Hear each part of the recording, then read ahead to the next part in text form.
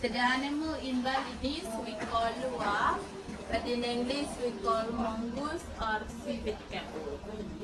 So the animal, they're nocturnal animal. They are the active at night and the day for sleeping.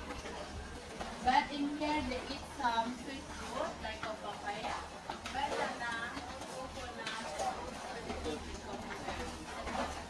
So when the animal they eat the coffee berries, they just swallow. And then the process for fermentation in the stomach for power energy. So this one the dropping from the animal. So for the dropping we did wash by hot water and normal water until the clean. And after the clean we dry. We remove the skin. We take the bean inside. Because the bean inside they have another layer. We wash again one more time until it's very clean like this. So this is ready go to the roasting process. Later for the roasting process, my friend explain for you about the next process. Please. Process देख ले what making. लोग बनाऊंगे.